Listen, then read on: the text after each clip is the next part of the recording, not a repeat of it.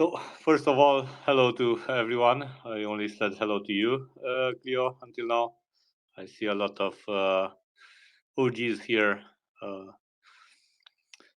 so, very happy to be here. Okay, Dbxen NFTs. In regards to Dbxen, I think that you've mentioned everything that is to mention.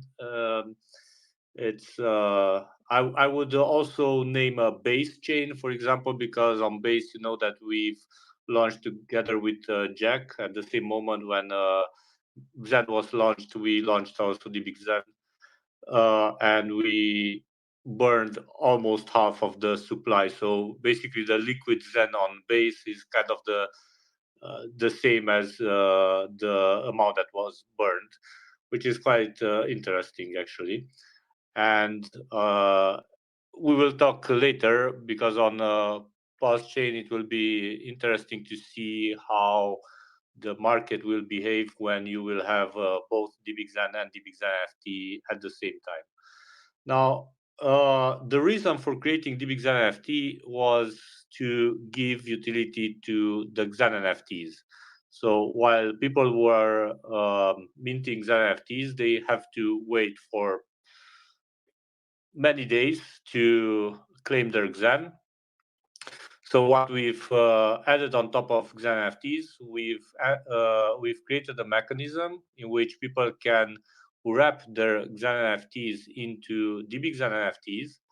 Now, Dbxen NFT is a combination of art and DeFi. So basically, it mimics a bit the theory from Dbxen, meaning that once you wrap your Xen NFT, you need to pay a protocol fee and you get an allocation of power that is distributed daily.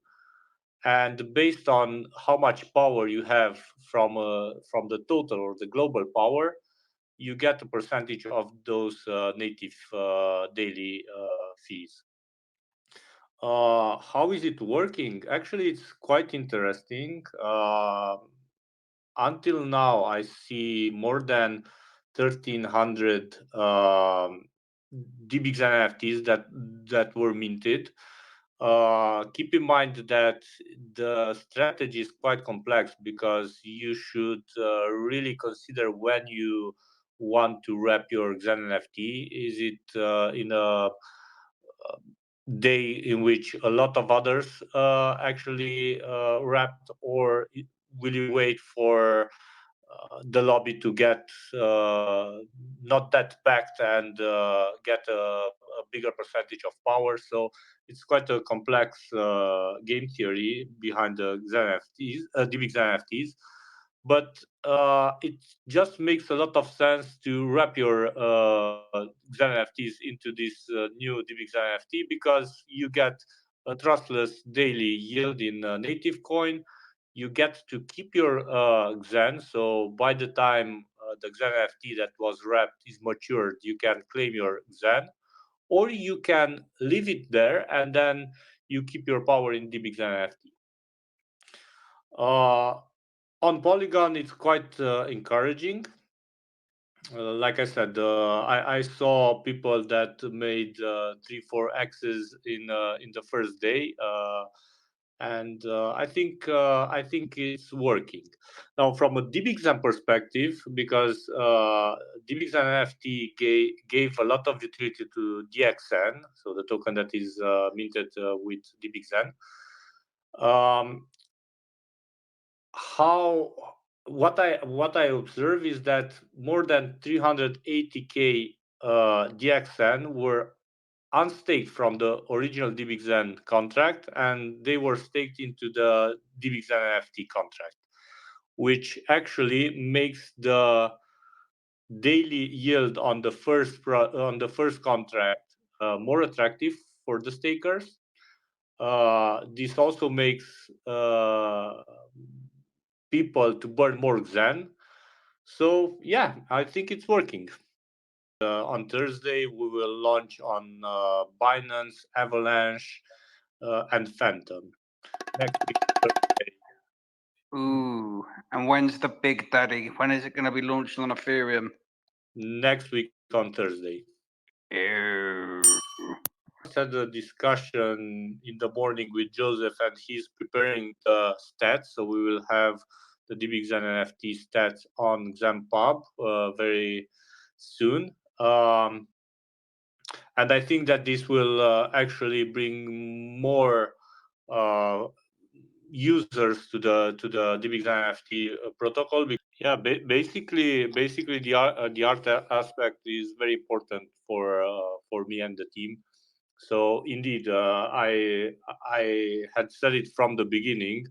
I would like to be approached by someone that wants to create the new collection for Dbxen NFT. The system is prepared uh, to allow us to change the collections on the fly.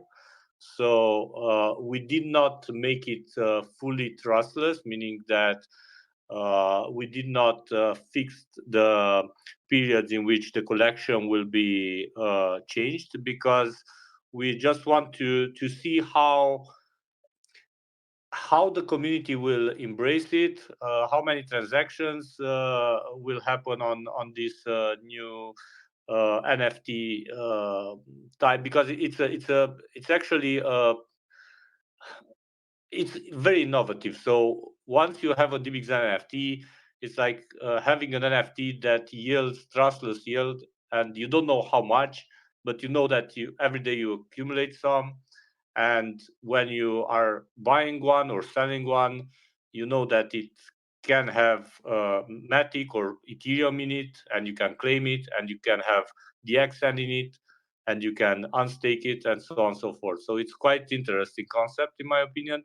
And I do believe that at some point some artists will just say that, okay, they want in because they want to make their art popular. Anything on your end that you guys are looking at, or is it pretty much running smooth as butter? So fortunately, it works fine. So as I've said, the issue that we had with the first contract came from the Xen NFT contract, and basically there's a routine there that is kind of a ledger that keeps track of all the Xen NFTs that one wallet holds, and if you put more than 2,000 something Xen NFTs in one wallet, basically that routine needs too much gas to execute, and it just fails. So at some point, the needed gas is bigger than the block size.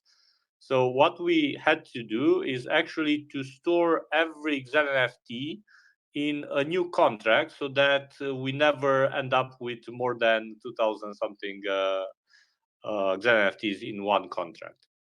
So unfortunately, this is why because I saw a lot of people hitting Certic because they did the audit, but it was actually not their fault, because they checked our contract and the contract was okay, and nobody looked at the underlying contract.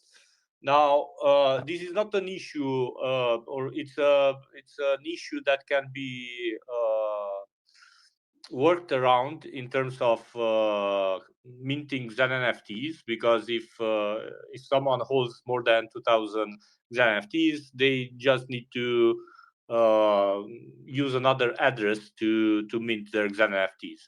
But in case of Dbxen NFT, it was an issue. So this is why we had to stop the first collection after 3 days and relaunch it.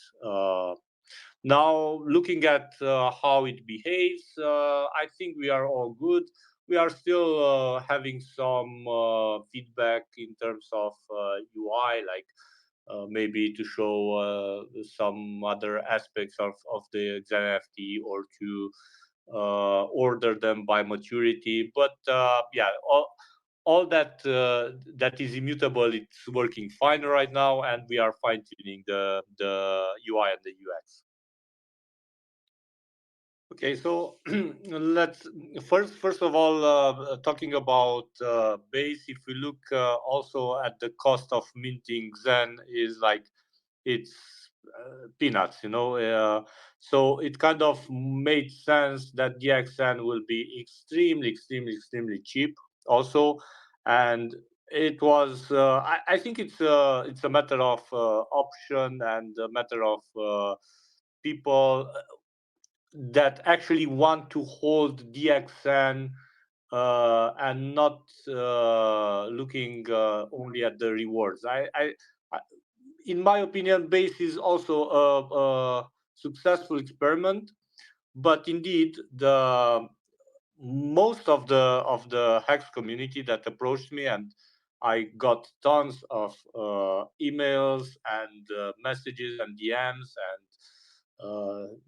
tweets and so on and so forth, asking to consider the fee structure on Pulse Chain. And what I promise that I will look into it, and I've discussed a lot of this also with the team, and I think it is safe to consider changing the fee structure, but not changing the way the protocol distributes the DXN. So basically, in my opinion, or actually my first proposal for the community would be the following: to increase the batches from 2.5 million Xen to 25 million Xen. So one batch is 25 million peak Xen. We keep the number of max batches to 10,000, and we play with the protocol fee in such a way to reach a percentage of what one batch burn means in ETH. So if I look right now, if I want to burn one batch of Xenon ETH, it costs me around $15, out of which I get back 10. So it's around $5. So we can somehow tweak the protocol fee to cost around $5 per batch, and the batch on Pulse to be 25 million instead of 2.5.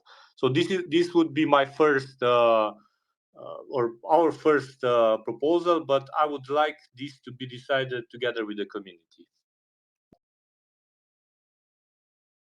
No, it would be kind of the same like with ETH. So it would be $5 worth of peak Zen that goes into the protocol fee. To mimic what happens on Ethereum, that would mean that basically we need to increase the batch number to 250 million instead of 25, and keep the per batch protocol fee of around $5. Right now, I'm looking at the fact that actually it's $2.5 billion. 2.5 billion Pixen costs around $6, right? Okay. Okay. And basically, this means that actually, if we want to mimic what happens from a protocol fee perspective, if we want to mimic what happens on ETH, you need to put 2.5 billion Pixen per batch to cost around $5-6 protocol fee. Okay. Yeah. So it's about even. So $5 then, $5 protocol fee, something around there. So basically, Yeah. this is to fully mimic what happens on Ethereum. Now, if we Okay. go and we can play with the numbers here. So if we go, like Weapon said, to 250 million Pixen, which is around $0.6, so 60 cents, then the protocol fee should cost around 60 cents. And both of these are actually doable, because I was just looking at the GUI, and basically the cost of transactions, so the gas spent, is very low on Pulse Chain. Next batch, you will have a discount of almost 50%. So basically, you will be burning 6,000 K of Dbxen and paying 3,000 for the protocol fee, approximately. In my opinion, it's not unfair at all because we keep the same distribution. You know that I was playing with the idea of changing the way Dbxen is distributed on Optimism to compensate the fact that Xen was changed by 10x. But at the end of the day, the distribution needs to be the same across all chains. And don't take this as a promise or part of the roadmap, but take it as something that is on the back of my and my team's mind. So if we ever gonna create a blockchain and we will distribute the native coins, the way I'm thinking to do this is by allocating a percentage of that native coin pool to every chain, and we will not ask people to burn the Dbxen, but we will create you can call them bridges, like staking contracts where you can go and stake your Dbxen and claim your native coins to engage on the blockchain. And if you want, at some point, you can move back, so stake your native coins and get back your Dbxen and do the Dbxen game. And this would actually balance very nicely an economy throughout the entire ecosystem. So all the EVM compatible blockchains on which we already deployed Dbxen and the blockchain that comes out of Dbxen. But for this to be fair and for this to be doable, we need all the Dbxen distributed in the same way.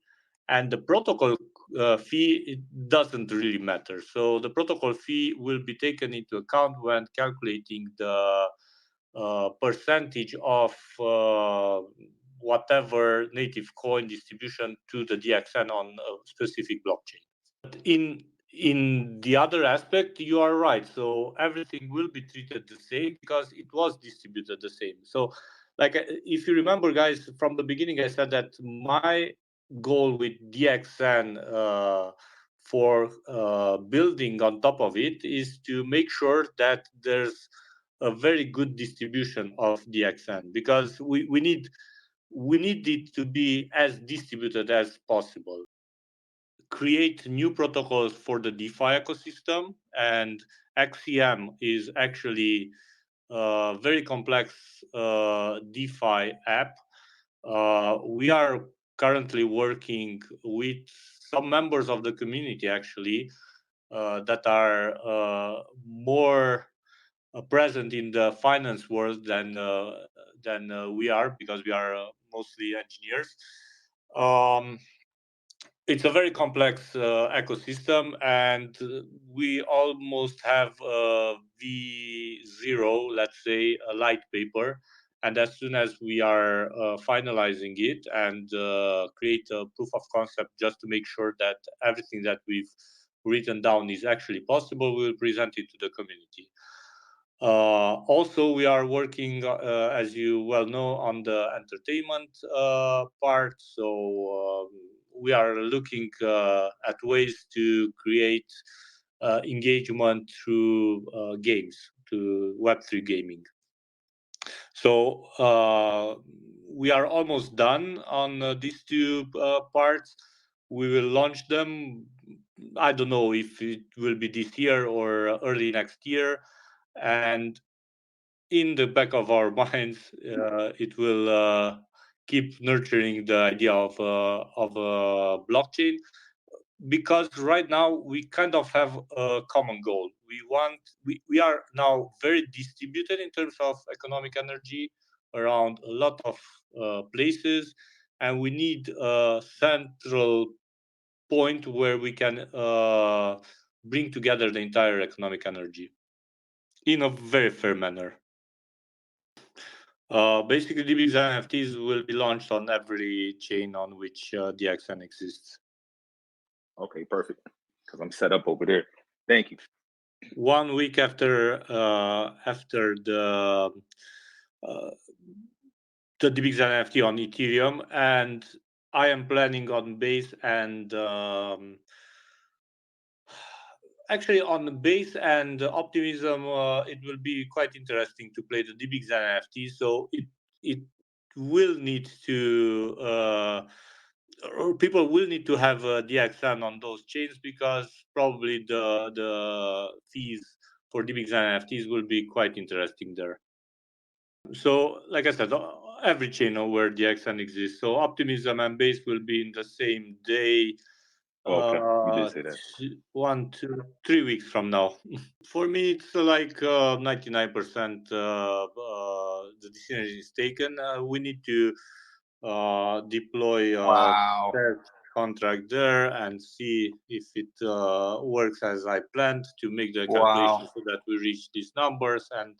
And I like this outcome, because this means that we only tweak 2 numbers, and basically there will be no other modifications in the contract, because it's already audited. And as I said, I don't want to enter into modifications that would alter the algorithms.